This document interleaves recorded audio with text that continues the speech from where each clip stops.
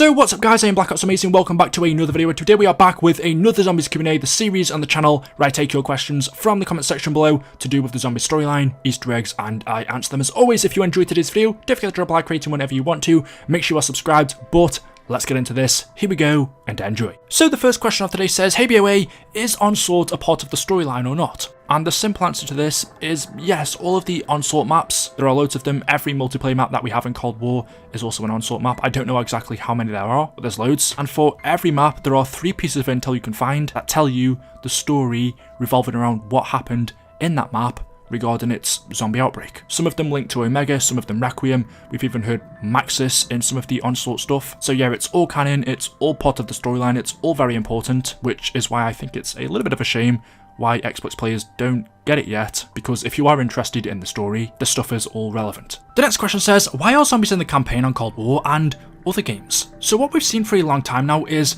campaign characters in zombies, such as, for example, on BO3 we had Reznov. We know he was in Gorod at one point. If we go back all the way to World at War, although in my opinion we can't really count this anymore just because World at War was the first ever time we got zombies. Treyarch didn't know how big it was going to become, so we know our Ultimis characters of Richtofen, Takeo, Nikolai and Dempsey, those are all characters out of the World at War campaign. But we've also had characters such as JFK, Fidel Castro, of course, real life people, but they're involved in the zombies timeline as well. And then as of recent, in the Cold War campaign, we've seen there are zombies in that. So the two things seem to be, in a lot of cases, mixed together. But why is this? Why can we see zombies in the Cold War campaign? Why are campaign characters in zombies? And in fact, a really cool Easter egg, which I believe, if I'm not wrong, this is not a myth. This was an actual Easter egg in Black Ops 1. I never did it for myself, but if you did, let me know in the comment section below. And what it is on one of the campaign missions, around about halfway through, if you do a little Easter egg, you can get a zombies weapon, a wonder weapon, in one of the campaign missions. We also have zombies Easter eggs on a lot of multiplayer maps. We can find Dr. Monty's candy on a lot of maps and in some campaign missions as well. And like I said, more recently, we can find zombies in the caves in Vietnam in the Cold War campaign. But what's going on here? Well, we know previously, as a part of the Ether timeline, zombies and the campaign were in separate universes. Yes, we had campaign characters in zombies stuff in the campaign, but the two universes were separate. What happened in the campaign didn't affect zombies and vice versa. Whereas now in Black Ops Cold War, what we've been told by Treyarch is zombies and the campaign do take place in the same universe. And we can see with stuff like Weaver and then all of the operators we can play as, including Woods, zombies and the campaign do now take place in the same universe, which is a little bit strange. It seems like Treyarch, or should I say Activision, what they're trying to do in the future is link everything from every COD together. And we've seen them already begin to do this because we also have zombies in Warzone and Treyarch are doing the zombies portion for Vanguard. So yeah, there's your answer. Lockie says, question,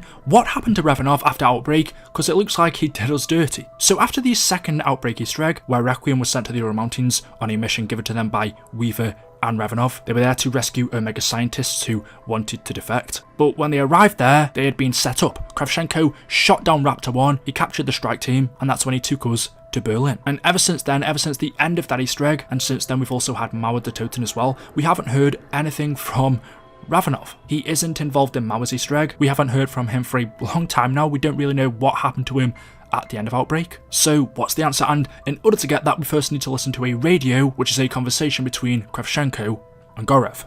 There is nothing yet, Colonel. Even if he is still in Russia, which I doubt, he has gone to ground. A ghost. And a burn notice. Distributed. There is nowhere in the Eastern Bloc he can run to. Any of his remaining allies have been made aware of his transgressions. Transgressions? You make it sound like he kicked your dog. The fucking traitor. How did this slip by you? I am searching for answers myself. I had known the Captain for many years. His record would suggest he was incapable of such betrayal.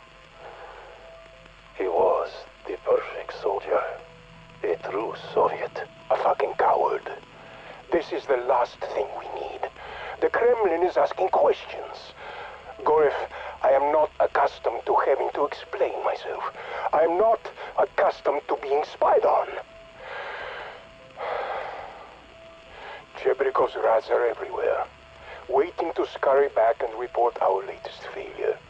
Outpost 25, Ruka. Omega is gaining a reputation, And now, there are rumors of dissent within our own ranks. One more incident, and we are finished. No. If you are worried of mutiny, it will be snuffed out, Colonel. You have my word. Like I did with finding the mole. As it is, I already have someone for that job.